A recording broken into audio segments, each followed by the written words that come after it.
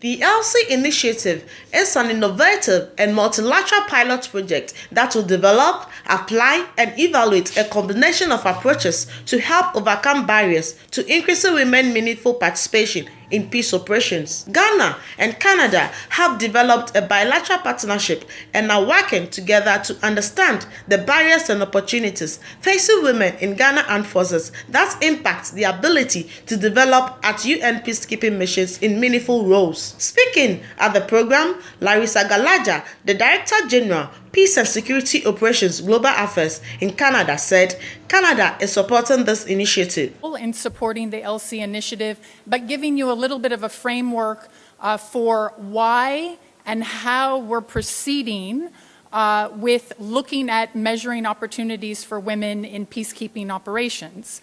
So last year, in July of 2018, DCAF published what's called a baseline study where they identified approximately 10 different barriers across the globe that are impediments for women being deployed in peacekeeping operations. So I'm just going to list them up there for you.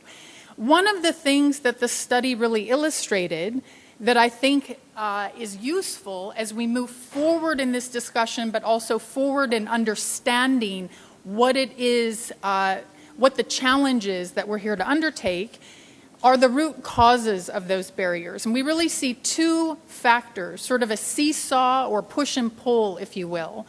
One is policy frameworks. So you have three aspects of that. You have, is there a policy framework that supports gender equality within the institution? You may or may not. The second thing is, if you do have a policy framework that supports gender equality, is it actually implemented? And the third thing is, if it's implemented, is it actually implemented in the spirit of the policy? Meaning, are you truly trying to implement it in a manner that advances gender equality? So equality for both men and women in these institutional environments. The partnership includes bilateral technical assistance and training packages that could include military and police expert advice, training, mentoring, recruitment support, and the provision of non-lethal equipment over the coming months.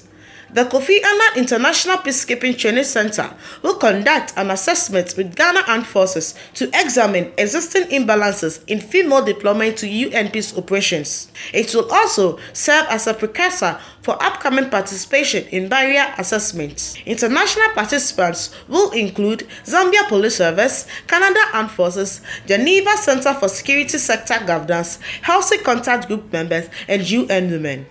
Hannah Alagbe.